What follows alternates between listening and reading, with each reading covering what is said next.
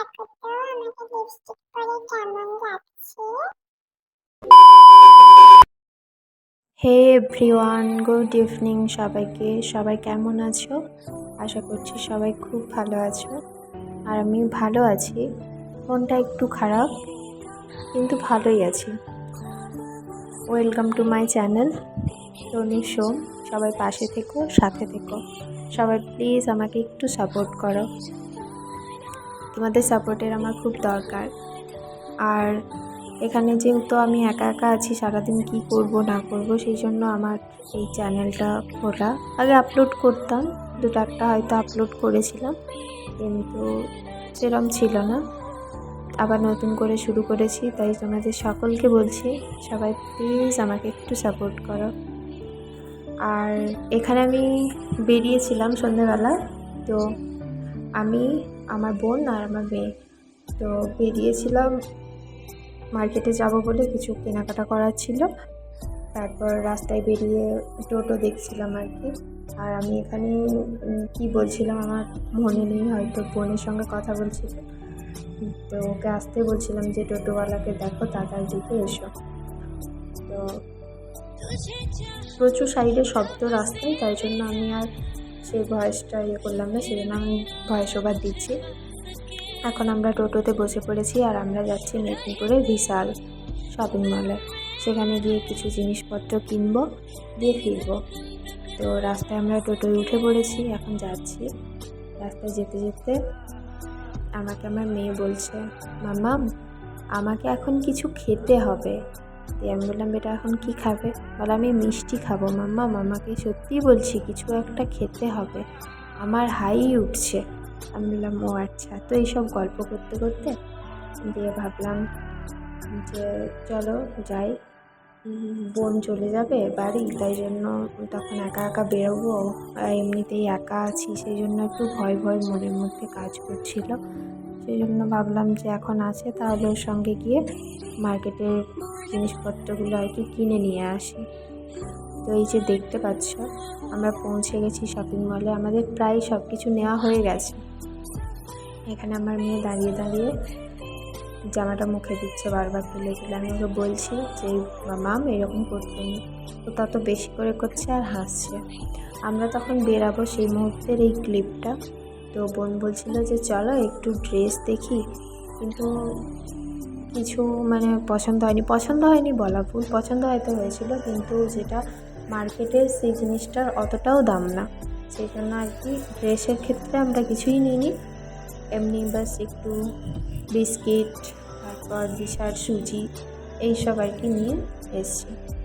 তো তারপরে আমি ওকে বলছি যে চলো রাত হচ্ছে, নয়তো দিশা ঘুমিয়ে পড়বে, গিয়ে রান্না করতে হবে, ওকে খাওয়াতেও হবে। বললাম বেকার এখানে নিতে পারবে না, এগুলোর অতটাও দাম না, ওকে আমি এগুলো বলছিলাম, দিয়ে বাড়ি চলে এসেছি। আর এখানে আমার মেয়েকে দেখো, বাস কি বলবো, মানে ও এসে করে ও ড্রেস চেঞ্জ করে দিয়েছি, বিছানায় লিপস্টিক ছিল, সেটা মুখে মেখে মানে যা ছাতা অবস্থা, এ আবার দেখাচ্ছে আমাদেরকে। তো কী কী কিনেছি সেগুলো তোমরা দেখে নাও। এই জিনিসগুলো আমরা নিয়েছি সেখানে, প্লাস আদার্স আর কিছুই নিইনি, এগুলো নিয়ে চলে এসেছি। আমি ভাবলাম একটা একটা কখন তোমাদেরকে করে বলবো, তাই জন্য বোন বলছে সবগুলো রেখে দিচ্ছি, বাস তুমি শেয়ার করে দাও। সেই জন্য সবগুলো সে সাজিয়ে রেখেছে সেখানে, বলছে এবার দেখাও। তারপর আমি সেই ভিডিও ক্লিপটা নিচ্ছিলাম, তো বসে বসে সব কিছু দেখছিলাম আর কি, কোনটা কীরকম। এখানে বেশিরভাগ জিনিস আমরা ফার্স্ট ক্রপের নিয়েছি, তো জানি না এটা কিসের প্রোডাক্ট। আর এটা হচ্ছে পরের দিন সকালে আমি ঘুম থেকে উঠেছি, অনেকক্ষণ হয়েছে, তখন প্রায় 11টা বাজে। বোন চলে গেছে বাড়ি যাওয়ার জন্য, বেরিয়েছে। আমি আর মেয়ে একা, খুব ভয় ভয় লাগছিল, মানে কি করব, একা কি করে থাকবো, দিনের বেলা তো কোনো ব্যাপার না, দিনটা কোনো রকমভাবে কেটে যাবে, রাত্রে কি করব, এইসব ভাবছি, মাথার মধ্যে এইসব চলছে। তাই ভাবলাম জামা কাপড়গুলো ধুয়ে ছাদে মেলে দিয়ে আসি, তারপরে রান্নাবান্না বসাবো। তো ভাত হয়ে গেছিলো বোন যাওয়ার আগেই, তারপর রান্না করব। আমার তো রান্নাও করতে ইচ্ছা করছে না, খেতেও ইচ্ছা করছে না, টেনশন হচ্ছে খালি। কোনো দিন একা থাকিনি, আবার এখানে আশেপাশে কেউ নেই, কোনো চেনা পরিচিত নেই, কিচ্ছু নেই, মানে কী করবো এইরকম একটা মানে টেনশনের মধ্যে পড়ে ভাবছিলাম আমি খাবো না, আমার খিদা নেই, কিন্তু মেয়েকে তো খাওয়াতে হবে, তার জন্য তো কিছু না কিছু রান্না করতে হবে। এবার দুপুর টাইমটাতে তো ওকে ভাত দিতেই হবে, সেই জন্য রান্না বসাবো আর কি।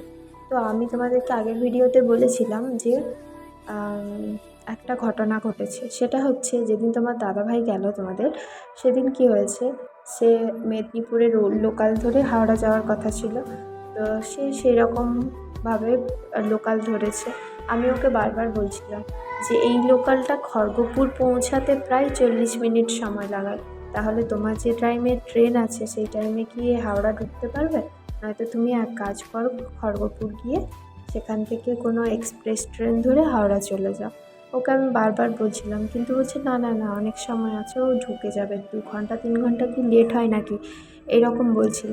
তো সেই ট্রেনটাতে গেছে, গিয়ে কি হয়েছে, যখন সে সময় দেখছে যে তার এক্সপ্রেস ট্রেন ছাড়ার সময় হয়ে গেছে, মানে যেটা তার টিকিট আছে যে ট্রেনে, সেটা ছাড়ার সময় হয়ে গেছে, অথচ এ তখনও প্রায় 2-3টা স্টেশন আগে আছে, প্রায় 27-28 কিলোমিটার।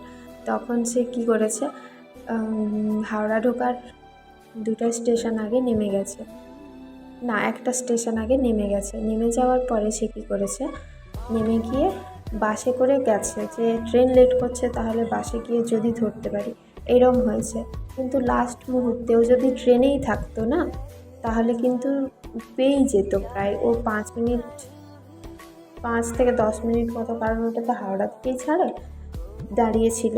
কি হয়েছে, একটা ট্রেন যেটা ঢুকছে আমাদের সেটা দিয়েছে 14 নাম্বারে, আর সেখান থেকে এক্সপ্রেসটা ছাড়ছে 9 নাম্বারে, এরকমই মনে হয়। তো 1 মিনিটের ডিফারেন্স ছিল, এও ঢুকেছে ও ছেড়ে বেরাচ্ছে, হয়তো যদি নেমে ছোটাছুটি করতো হয়তো বা পেয়ে যেত ট্রেনটা, কিন্তু সে নেমে আগে বাসে যাওয়ার জন্য এরমভাবে গিয়েছে। তো তখন যখন সে হাওড়া স্টেশনে পৌঁছেছে তখন প্রায় 14 মিনিট হয়ে গেছে ট্রেন ছেড়ে বেরিয়ে গেছে। দিয়ে তারপরে ও 6:30 করে 6:30টার সময় আবার এক্সপ্রেস ট্রেনে, টিকিট নেই কিছু নেই, টিটিআইকে বলে সেখানে টিকিট করে, হাফ তো মনে হয় এমনিই গেছিলো আর কি, কারো সিটে বসে তারপর টিকিট করে এভাবে করে গেছে। তো লেট পৌঁছেছিল সেখানে ভোর 3টা 3:30টার সময় পৌঁছানোর কথা ছিল, সেখানে পৌঁছেছিল 9টা 9:30টার সময়, গিয়ে সেখানে গিয়ে ইন্টারভিউ এইসব আর কি। তো এটাই আর কি, এরকমই হয়েছিল। আমি ওকে বারবার বলেও ছিলাম যে দেখো এটা লেট করবে, এটাতে যেও না, আমার কথা শোনো। আমি বারবার বলি ওকে, আমার যেটা মনে হয়, বেশিরভাগ সময় তো মিলেও যায়, কিন্তু শোনে না।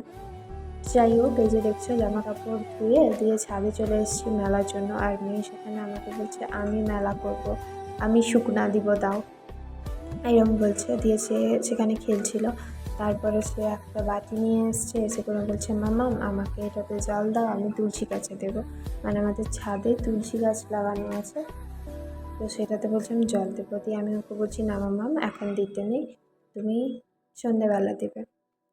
দিয়ে তখন বলছে না সন্ধেবেলা দিতে নেই, তখন তো অন্ধকার হয়ে যাবে, এরম বলছে।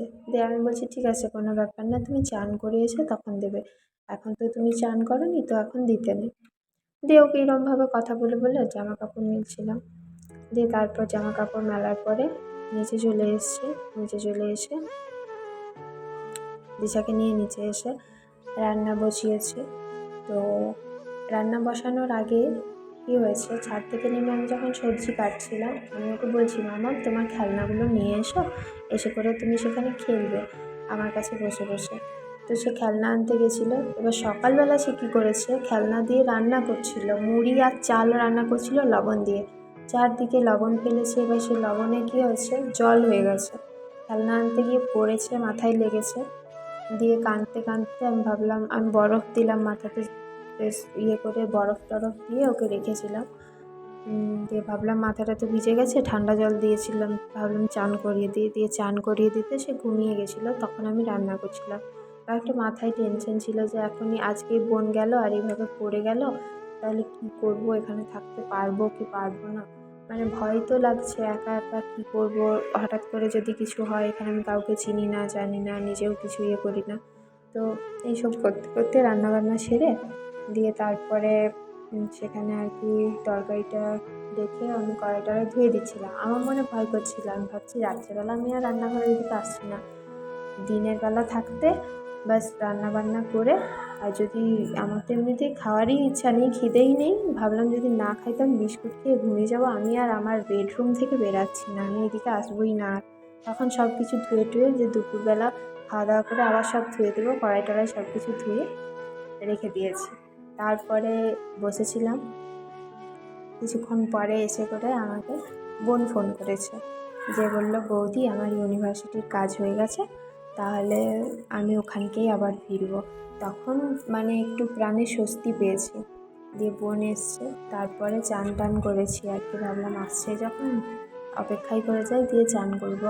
আর আমি ঠিক রান্না শেষ করে গেছি, দিশাও উঠে পড়েছিল, তো ওকে নিয়ে চান করতে একটু মুশকিল হতো, যেহেতু ও চান করে নিয়েছিল। অন্য সময় হলে ও আবার ভিজে যেত বাথরুমে ঢুকে, সে কোনো ব্যাপার না।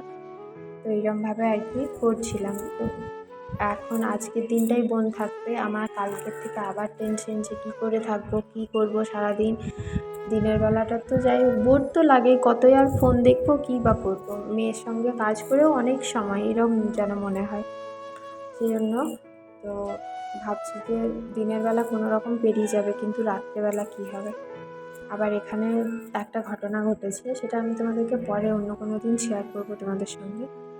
তো আজকের মতো এইটুকুই। সবাই ভালো থেকো, সুস্থ থেকো, সবাই নিজেদের খেয়াল রেখো, আর আমার চ্যানেলটা প্লিজ সাবস্ক্রাইব করে দিও।